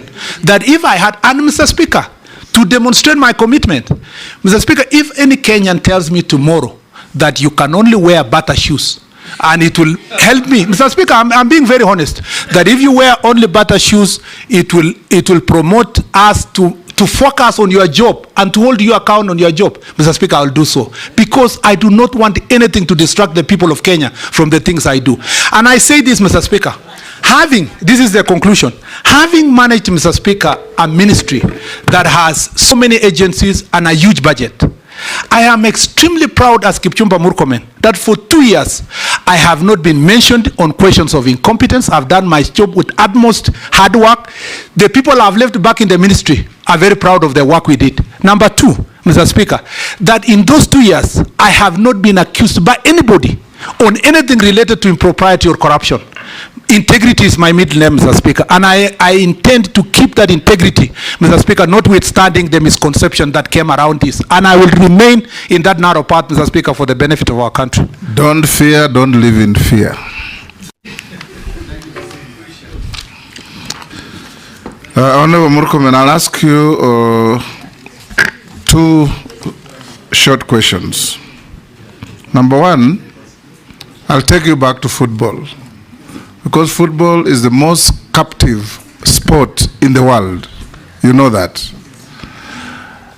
In this country, there was a time when our second president, out of probably misadvice, outlawed social football clubs.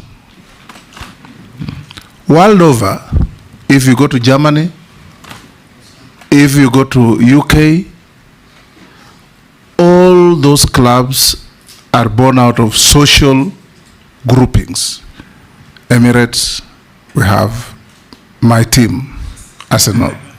You have Manchester United, you have Man City, you have Bayern Munich, Bayer Leverkusen, all this. Can you Pardon? Our team. You also have our team, and you have Murkomen's team called Manu. If you find favor with this committee and become a CS, would you consider formulating policy to the extent that corporates don't have to run football teams, but they can sponsor football teams? I don't understand why breweries should be running a football team. Soon perhaps Safaricom will run a football team and others. Why can't they channel those resources to social groupings that have got emotional attachment to the game that will promote football in this country?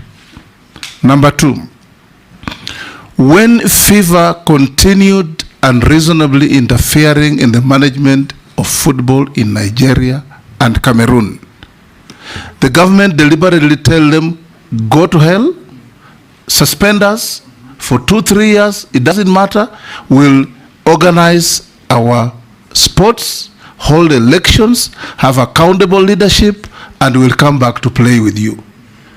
At some point, you might just have to bite the bullet and take us in that direction, because the mess that we see in the management of football in this country is not taking us anywhere. Remember the good old days of Muhammad Abbas, Josephat Morila, JJ Masika, Onyango Jogo, Ayoi, all those greats. And those are about 20-30 years ago. We had better football in Kenya 30 years ago than now. You should undertake to Kenyans that you are going to correct this mess. And if it means Kenya missing out on FIFA activities for a year, so be it, so that we can put our things right. Number 4, you already alluded to this. Please change the law, manage organizations that run our sports, give them proper legislation that will say you can be elected, whoever you are, but you run 3-4 years, renewable ones, and you go. So that we don't have people living in sports in perpetuity without giving room to others. I also want to ask you about our athletes. I know you are not a minister yet, hoping you might get favor. Our athletes are treated very badly. I went to the Olympics in London in 2012. All the managers of our athletes who are going to bring us gold medals are flying first class, business class. Our athletes are flying economy, and they go there and they're put in dormitories where they're given a stipend of $50 to $100 maximum, and the managers who do nothing are sleeping in 5-star hotels. You must change this if you are confirmed, because this country can manage its marketing worldwide through our athletics. Which country in the world has its national anthem played in capitals of the world every other day other than Kenya because of our athletes? None. Not even the American anthem or Chinese anthem or Indian anthem is played as many times around the world as our anthem. So we hope that you'll do that. If you can respond to that, then I'll read you a few things from Kenyans. Thank you, Mr. Speaker. Quickly, I think there must be a question why AFC and Gor Mahia have survived this long. Shabana to a good extent, yes, even Shabana. It's because it's linked to community. Yes. Yeah, and I think I can't agree with you more. When we are revising this sports policy, we need to support community clubs. Yes. You wonder why one would have a problem with that. I think it was a misconception then that where there was said he was fighting tribalism, which was not true. Yeah, because it's one thing. There are positive things about communities that it doesn't become negative tribalism. You know, the fact that a community owns a particular club is something we should be, and we will do that. Number 2 is that, Mr. Speaker, as I have said earlier, with utmost respect, our colleagues and friends who are now managing FKF must be ready for change. Mr. Speaker, I know when I say this, they are dangling a particular threat that, oh, you know, if you interfere, we will be banned, and if we are banned, we will not do AFCON. If we are banned, the junior team will not go to Dominican Republic for the World Under 17. Mr. Speaker, we will not operate in this ministry using blackmail. And we are not saying we hate the people who are in that office. They have done their bit. We can as well deploy them to do something else.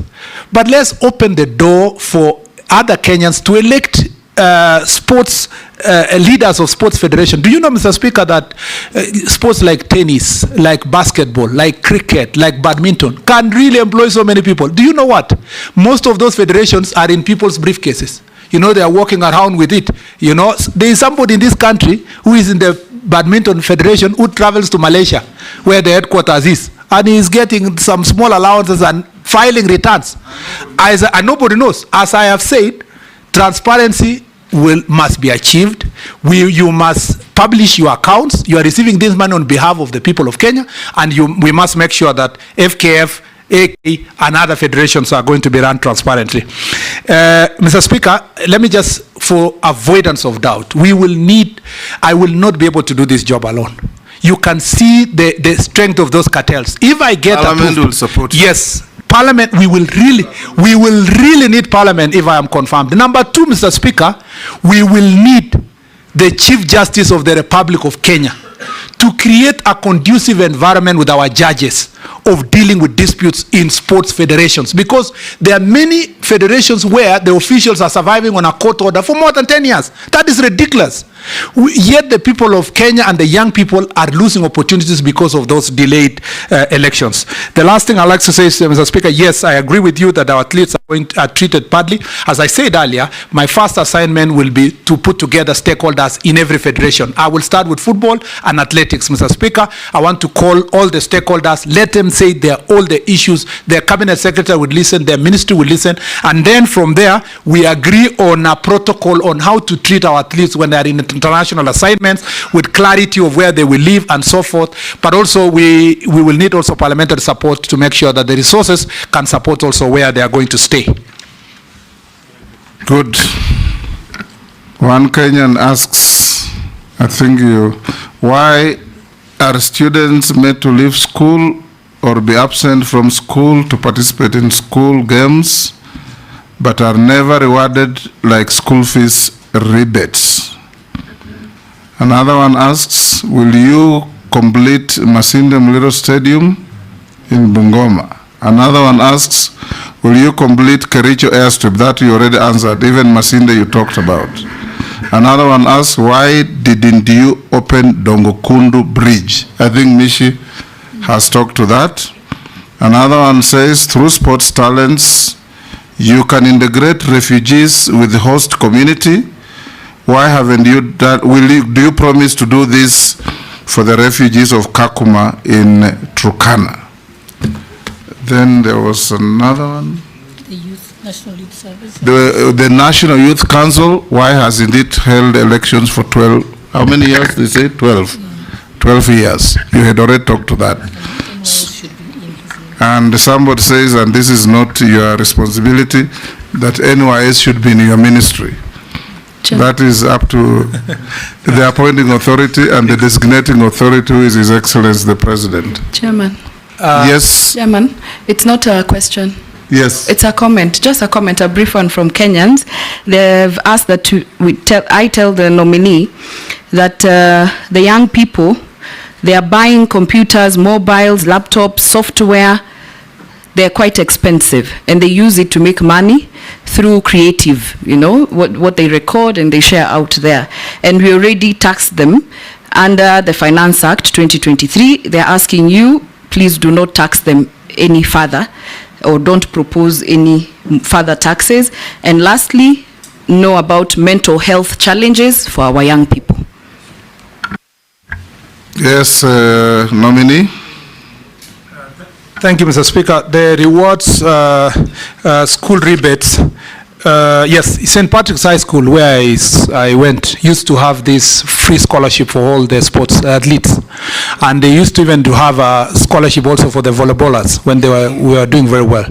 Schools should be able to have that kind of a scheme because their sportsmen promote the school and they can be given scholarships with the board of management working together with the administration to make sure that they support the schools. What we can promise is that we should be able to push a policy where winners in regional, national, whatever are recognized. I don't know how CBC will work further beyond grade 9. Hopefully, even in the next stage, it's going to be able to integrate these sports men and women or girls and boys to make sure that they are rewarded marks for their performance in the field. I hope that can be done, and that's a policy decision that is in the Ministry of Education. As I said, it's a very important ministry in terms of working together with the sports department. Dongokundu Bridge will be opened soon. It's nearly complete. That is almost there. Sports integration of the refugees with local community. Mr. Speaker, a little bit of this is not in our ministry per se. That is the integration of the local community and the refugee. That is a decision that has to be made from the interior, from immigration, on the status of the refugee. But as you know, the refugees have a chance to also compete in Olympics. Man called Losike was trying to link it to sports. Oh, okay, yeah. Yes, Mr. Speaker. Then I understand what he was trying to do. On the National Youth Council, I spoke to it and I said that I am going to make sure that we do the elections from the grassroots level. On the question of taxes has been raised. Taxes is on gadgets and equipment and so forth. A GIRI program and Jitume, which is being run from the ICT ministry, had a plan around giving affordable gadgets to young people, including the hubs in the constituency. My proposal is that all these constituency-centered initiatives, community training grounds, Jitume hubs,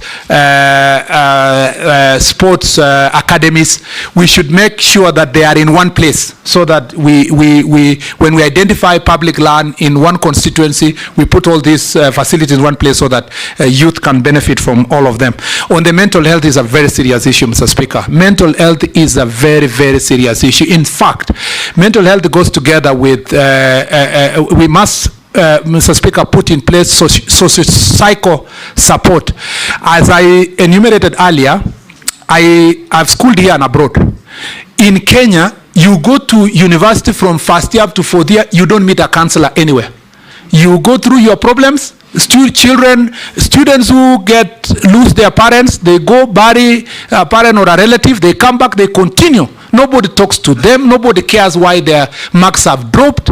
We have a very, very rude and uncaring, crude actually, uncaring system of education. We must make sure that we put in place social cycle support in our learning institutions. On the sports part, Mr. Speaker, the federations must, and that was part of the recommendation from the Agnes Tirop, the committee that was formed after the Agnes Tirop unfortunate situation, that we must put in place social cycle support for all the athletes.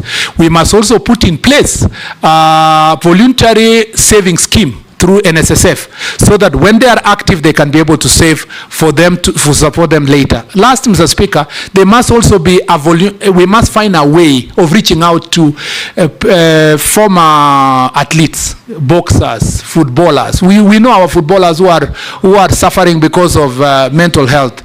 Even athletes, Mr. Speaker, some started with alcohol and then or drugs and then ended up, Mr. Speaker, in the situation they had. Some. Yes, the group of the boxers like Congestina, the football, I don't want to mention all their names, but I know them because I come from a county that has so many athletes. Mr. Speaker, you go to Iten or neighborhood, you will find former world beaters. Mr. Speaker, people who won marathons. Somebody sleeping in a trench, Mr. Speaker, drunk because of frustrations. Perhaps the leadership resources they got was swept away by parasites, Mr. Speaker, that come in form of women or relatives or neighbors. Mr. Speaker, their mental health. Women are not parasites. Mr. Speaker, as I said even earlier, even men are parasites. I said that earlier. I said some of our girls are being preyed on by men who pretend to be husbands. So. Mr. Speaker. Lastly, yes, Mr. nominee, in case you are approved, for our athletes, I started a policy when I was in foreign affairs. World beaters like Young, Faith, Kipyegon, Mora, and others. You should have a policy of giving them protocol services when they travel. Translators. You know, I remember one of our athletes, when she finished a marathon and had won, she was asked, how did you find the sport? She says, I just ran and kept running, and then God came into me, and I continued running, and I won. You know, if you give them support services, media, and there is nothing that outlaws speaking in mother tongue after you have won, as long as you have somebody next to you who can translate what you are saying to the world. So you should consider a policy of giving them that. Then lastly, under President Kibaki, there was a policy of rewarding our athletes who won medals in the Olympics and elsewhere. President Ruto started awarding those who get gold medals. Is it medals or break world records? Who break world records? We should also extend that to those who win gold medals, silver medals. You know, to some countries, even coming back with bronze is big business. It becomes a national celebration. So you should also have a policy of graduated rewards for these world beaters who bring glory to our country. Now, lastly, I'll ask you a few, those were just comments. But if you want to comment? Something. Mr. Speaker, I think the biggest problem is that we don't prepare our athletes for after career.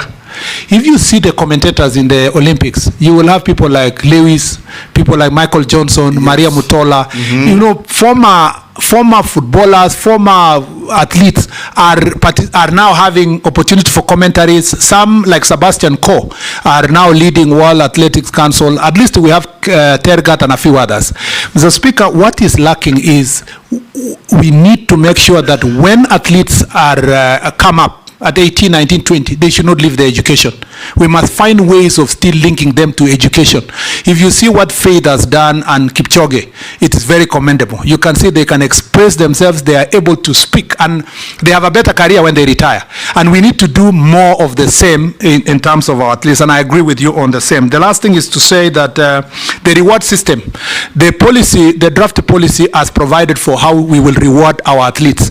And this, I will make sure that we complete it so that we have a standard reward system. Sometimes the government of the day, because elections is about to happen, there's a world championship and there's a clamor in the country that, oh, they have not been rewarded and so forth. They quickly say this athlete will be given 10 million, this one will be given 5, this will be given 20. Unsustainable in the first place. When elections is over, we go back to so having a policy will make sure that it's better to say a gold is 1 million and it's achievable, or 500,000, or whichever amount of money which will be agreed and is graduated and paid. I have been told that in the ministry there is almost I don't know, 500 million or so, I can't remember the figure, of rewards that were promised that are pending, together with pending bills. So the athletes have already retired and they have not been paid. I will make sure those are expedited and paid out, Mr. Speaker. I thank you.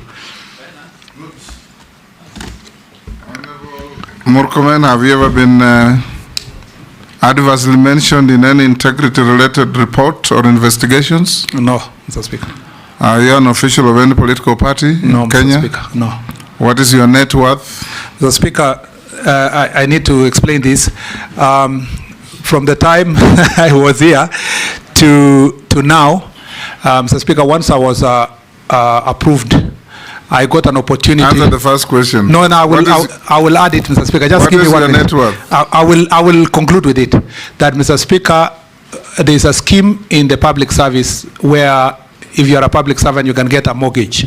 So after I was approved, I took a mortgage of 40 million, Mr. Speaker, and invested it.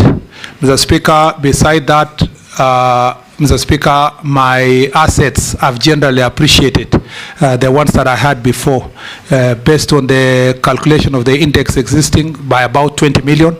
And Mr. Speaker, other earnings from farming and other businesses, I got about 10 million. So from when I was appointed up to now, I've increased by, Mr. Speaker, plus or minus 70 million shillings, meaning that from the 550 that I declared when I was last year appointed, it is now 620 million, Mr. Speaker. Including all the loans and everything, Mr. Speaker. Wacha uchokozi wewe. You want to say including watches? I heard you. Not that one. Not that one, Mr. Speaker. Mr. Speaker. Yes, Murugana. Mr. Speaker, let him confirm. There's a Kenyan here who says you actually have 2 choppers, and they fly all over Kenya and doing all manner of things. Is that true? On any aerial transport? Not yet, in the Mr. name Speaker. of choppers? No, not yet, Mr. Speaker. Maybe in many years later when I've retired. Now, Honorable Murkomen, we have cross-checked your documents with what we have. We found them in order. You also had the distinction of receiving the highest memoranda against your appointment, 92 in number, and you responded to all of them satisfactorily. And we want to wish you well. You have answered all the questions in a good manner. And unless you are lawfully held, you are discharged to take your leave. Mr. Speaker, I plead with this committee to find my suitability favorably. And Mr. Speaker, should I be approved, once again, I will serve with great honor and dignity, Mr. Speaker. I thank you. Good night. Sergeant, can you escort the nominee and give him his documents?